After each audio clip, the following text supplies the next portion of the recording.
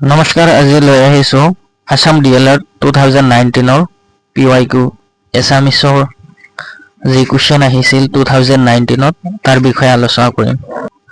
চোৱা, ইয়াতে তিনিটা অংশ থাকে, A, B আৰু C, আৰু তোমালোকে জানা অমাৰ্চিত হয়। এছামিছৰ প্ৰথমটো কুৱেশ্যন চোৱা, আটন্তীয়া শব্দৰ অৰ্থ কি? অচিনাকি, চহকী, আচহুৱা আদিৰ পৰা অন্তলৈ।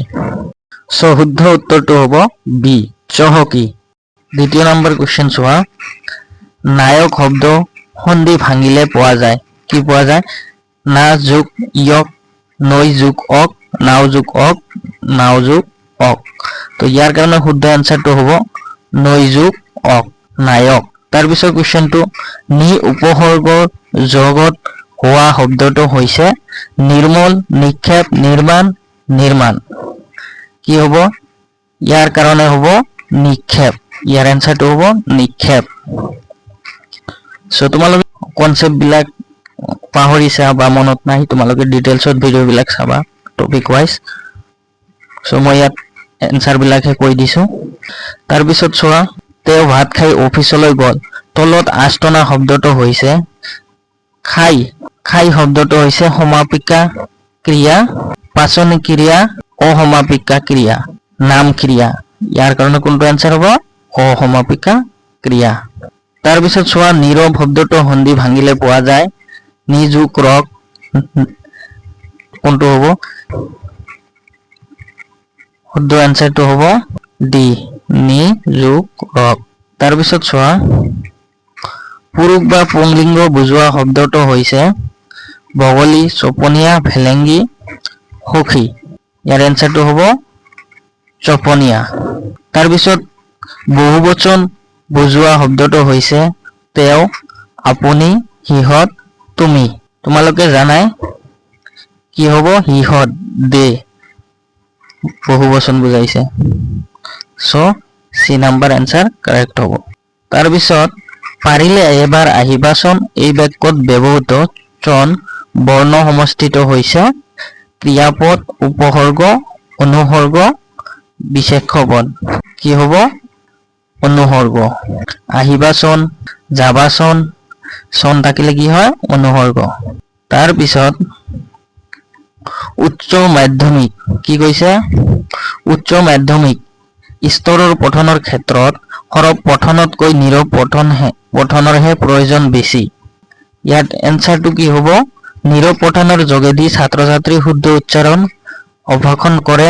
বি নাম্বাৰ, নীৰৱ পঠনৰ বাবে সৰহ সময় পোৱা যায়। চি নাম্বাৰ, নীৰৱ পঠনৰ ফলত পঢ়া কথাবোৰ সহজতে মনত থাকে।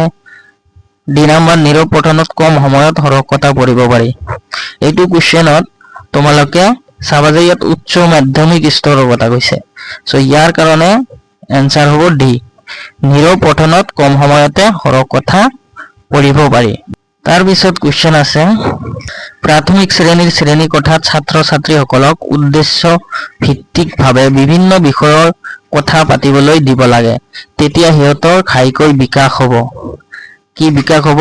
এনেকুৱা ধৰণৰ কুৱেশ্যন আহে, তোমালোকে চাবা। পঠন আৰু কথন কৌশল। এ নাম্বাৰ দিয়া আছে পঠন আৰু কথন কৌশল। বি নাম্বাৰ, পঠন আৰু লিখন কৌশল। চি নাম্বাৰ, কথন আৰু লিখন কৌশল। ডি নাম্বাৰ, কথন আৰু শ্ৰৱণ কৌশল। তো ইয়াৰ কাৰণে এনচাৰ হ'ব ডি, কথন আৰু শ্ৰৱণ কৌশল। ইম্পৰ্টেণ্ট হয়, চাবা তোমালোকে। ব্যাকৰণ শিকনৰ যি পদ্ধতিত সংজ্ঞা বা সূত্ৰ উপস্থাপন কৰি পিছত উদাহৰণ দিয়া হয় সেই পদ্ধতিটো কি পদ্ধতি বুলি কয়? আৰোহী পদ্ধতি, বিশ্লেষণ পদ্ধতি, অৱৰোহী পদ্ধতি, প্ৰত্যক্ষ পদ্ধতি। এইটো হ'ব অৱৰোহী পদ্ধতি। চোৱা তোমালোকে, সূত্ৰ আগতে উপস্থাপন কৰিছে, তাৰপিছত উদাহৰণ দিয়া হৈছে। এইটো হৈছে অৱৰোহী পদ্ধতি। আগতে যদি উদাহৰণ দিয়া হয়, তাৰপিছত যদি সংজ্ঞা বা সূত্ৰ উপস্থাপন কৰে, তেতিয়া এইটো হ'ব আৰোহী পদ্ধতি। ইয়াৰ কাৰণে শুদ্ধ এনচাৰটো হ'ব চি, আগতে যিহেতু সূত্ৰ উপস্থাপন কৰি তাৰপিছত উদাহৰণ দিছে। তাৰপিছত মাধ্যমিক স্তৰৰ ছাত্ৰ ছাত্ৰীসকলৰ মাজত তৰ্ক আকস্মিক বক্তৃতা আদিৰ প্ৰয়োজন কৰিলে ছাত্ৰ ছাত্ৰীসকলৰ ঘাইকৈ বিকাশ হ'ব পঠন কৌশল কথন কৌশল শ্ৰৱণ কৌশল লিখন কৌশল ইয়াৰ কাৰণে শুদ্ধ আনসাৰটো হ'ব কথন কৌশল তাৰপিছত চোৱা কোনটো শব্দৰ পিছত আছে অৰ্থত ইয়াল প্ৰত্যয় ব্যৱহাৰ হয় ৰং ফুল জন ঠক তো ইয়াৰ কাৰণে শুদ্ধ আনসাৰ হ'ব ৰঙিয়াল ফুল ফুলিয়াল ইয়াতে নহ'ব সো ৰঙিয়াল হ'ব আনসাৰটো তাৰপিছত কোৱেশ্চনটো চোৱা কাইলৈ দেশৰ প্ৰধানমন্ত্ৰী গুৱাহাটীলৈ আহিছিল আহিছে আহিব আহি আছে সো কাইলৈ দিছে ইয়াতে কাইলৈ মানে কি বুজাইছে ফিউচাৰ টেন্সৰ বিষয়ে বুজাইছে বুজি পাইছা না সো কি হ'ব তাৰ মানে আহিব আনসাৰটো হ'ব সি আহিব কাইলৈ দেশৰ প্ৰধানমন্ত্ৰী গুৱাহাটীলৈ আহিব তাৰপিছত জতুৱা ঠাঁচ খণ্ড বাক্য এইবিলাক আহে তোমালোকে চাবা এইবিলাক খণ্ড বাক্য মুখস্থ কৰিব লাগিব মনত ৰাখিব লাগিব সো ইয়াতে দিছে খাই পাত